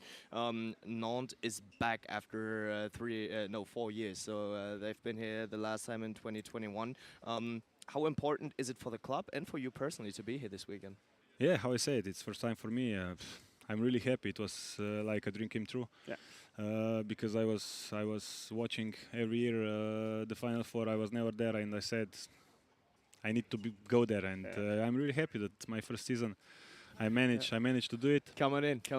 And hi, hello, welcome. Henrik Min joining us here. So and also for the club, I think it's really important. How everybody said, it's the best season of the club. We managed to come again to the Champions League next season. So it's Fair a great enough. season. Sweet. And then with that, I would say let's relieve you already and get you to the other journalists waiting. Thanks and best of luck for the weekend. Thank you. Best of luck. And with that, we are going to switch over here to just talked about it with Mate. How important is it for you personally to be here this weekend? It's a big thing for us, for the club, for the players, and for me, obviously. Can you put that one a little closer to your mouth? That would be amazing. Yeah. Sorry. Amazing. No, all good. You're not the first one. I play here in 21, and but it was COVID. It was not the same. No media thing. No fans. So I thought to myself, I will come back again, but in real. I will play the real Final Four in Cologne. So now we're here. We are very happy to be here. Very proud for the club, for our fans, and now we are ready to fight. So I just wanted to check up on how you're feeling, because you also had a lot of, not a lot, but you had some injuries and then coming back. And from my perspective, you're super important for the Nantes team, and especially your season also been very good. I think you played a good season whenever you was fit. So how are you feeling at the moment?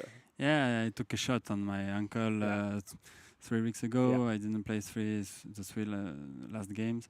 But now I'm better. I'm ready to play. The last training were good, so I'm not 100%, but 90. Fair enough. And I mean, Martin said you had a good season when you were playing. I feel like that's an underestimation here, or an understatement, because 84 goals in the Champions League that you already scored. Would you personally state this one as your best season yet? Maybe yes, especially the first part. After I had my knee and after my ankle, so I didn't play too much in the second part of the season. But yes, my first part I was really good.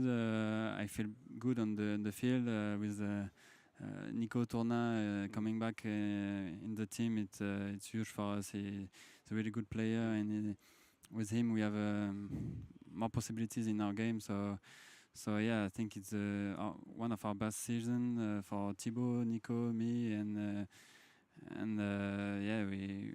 we're here because we deserve it, and now we saw the bookmaker thing, and no, it's okay for us, and we are everything to win now. Yeah, because that's what I said. I feel like you're okay with being, you say, underdogs. I don't know, maybe there's more pressure on the other teams, and you can go out and enjoy, and I mean, give your best, and if you end up winning, it would like, okay, we can actually do it. And you also showed earlier this season that you can perform against the big teams, and I think that's important. And also, I looked at your group. I think you went through. Was it Barcelona went through, and Magdeburg also from the Zagreb. Yeah, exactly. So it's a tough group, but 3 teams from your group are now here also at the Final Four. So it shows that it's been a long way, and then tough games against Sporting also, because Portuguese handball is also moving in the right direction. Really good team. But how was those games, playing against Sporting? And because for me personally, I know the atmosphere in Germany are very well, but the way the atmosphere in Nantes is, like, with a little bit of music or drums, it's very nice, Yeah, but the games against Sporting, we didn't know this team. We never played against them. So the first game was a little bit awkward. I think for both of teams, and we didn't play so good. We won, but we knew we didn't play very good. And the second game was much better. We play good. We show some. I don't know. We are confident, and we play really good, really precise, and. They make mistakes. I think the pressure were on them. Sorry, and now it's a little bit the same than the first part of the season when the group came out. Everybody promised us hell. But we finished third. And everybody think Berlin gonna win the Final Four and us fourth. So it's okay for us. We're here. We are confident, and we're ready to prove that wrong. Yeah. It's actually a good moment to ask you, because we've been asking all the players from all the teams, if your season was an animal, what would it be? If you would have to describe your season with an animal. Wow. Asked a little bit of creativity, but who's better at creativity at Nantes than you? No, I don't know. Maybe a mosquito. Because, mosquito? Because it's nobody wants to play against them. But it's the animal who make the... Welcome. Yeah. Hi. Here. Hi. Yeah, I like it. I like it a lot. Cool. And with that, the other journalists are already more waiting dangerous for you. animal in the world, I think. Yeah, that's true. It's true. That's true. One of them. Yeah. So be careful of Nantes. But underestimated, you know. Yeah. Okay. I like it. I like it a lot. With that, we relieve you, Emerick. So thanks for having been around, and best of luck for your weekend. How's it going? How are your emotions ahead of the weekend? Oh, I'm happy to be here. It's a pleasure to be in Cologne. For me, this is a place to be for every handball player and also for every handball coach. Has it been, I just quickly said it also, the group that you had, the 3 teams from your group that are here at the Final Four, you also played very intense against, was it Wisla Plock and then also Sporting. What kind of season have it been in the Champions League for Nantes this year? A tough one. A tough one. I think we made the best season in the history of the club in the Champions League. We finished third in the first group, and this is the third time for the club in Cologne. But I think it's a better season in the championship. So.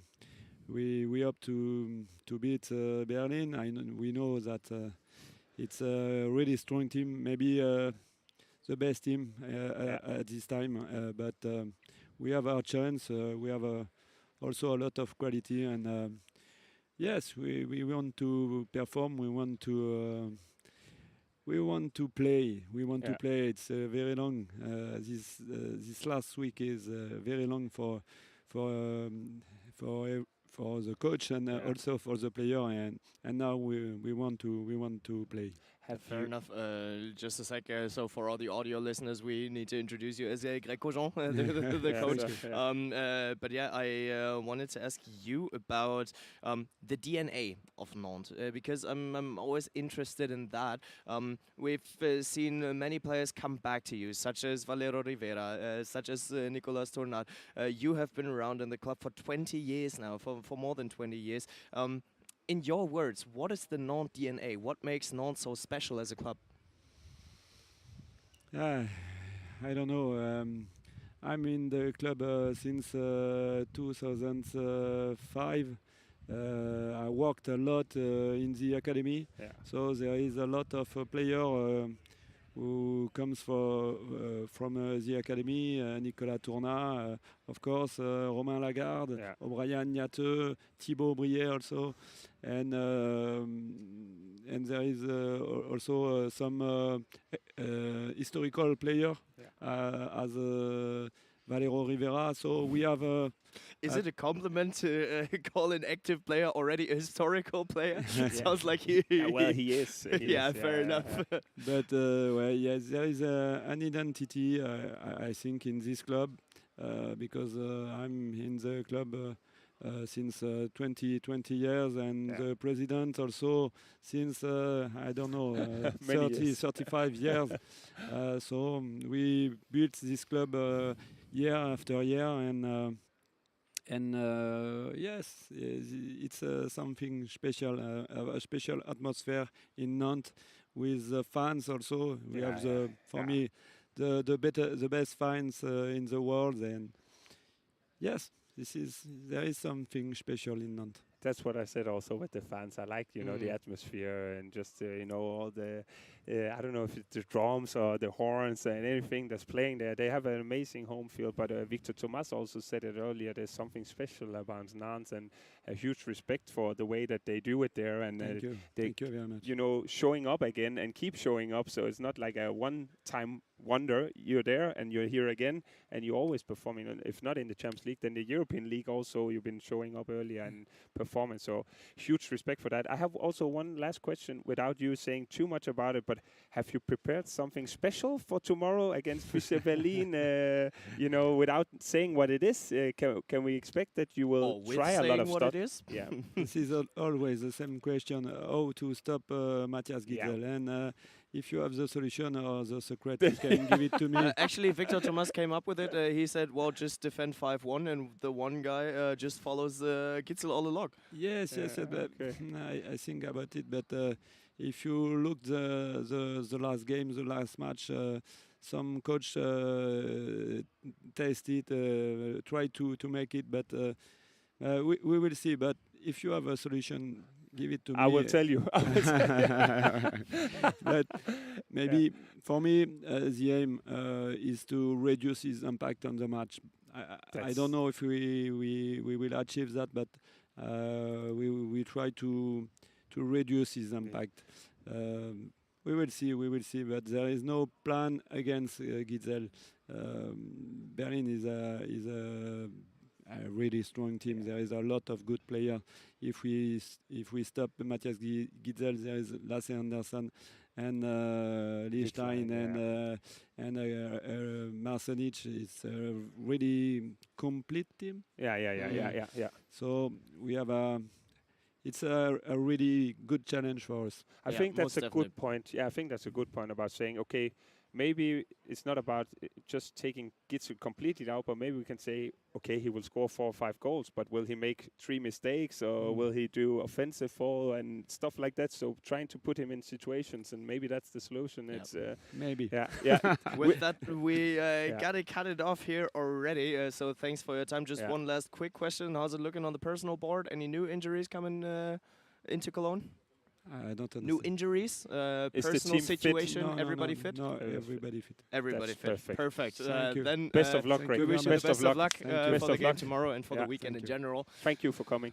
And with that, our media call actually already comes to an end. It was a great experience once again, just as each and every year. I liked it a lot of open talks from the players, from the coaches. The hottest one we had so far. I think so, with the sun here, but it's like we cannot complain about having a good time. Absolutely not. Then the sun Dude, I've been complaining the past 5 weeks that I finally won summer in Germany. Now that we have it, don't start to complain. You're from Denmark. Well, we have it in Denmark as well. I'm just saying, I always say that in Denmark, that people want sun, but once the sun comes, it's too hot. You know? It isn't. No, I'm just saying that in general for me, it's not like I'm half Latino, so I can deal with it. Yeah, of course.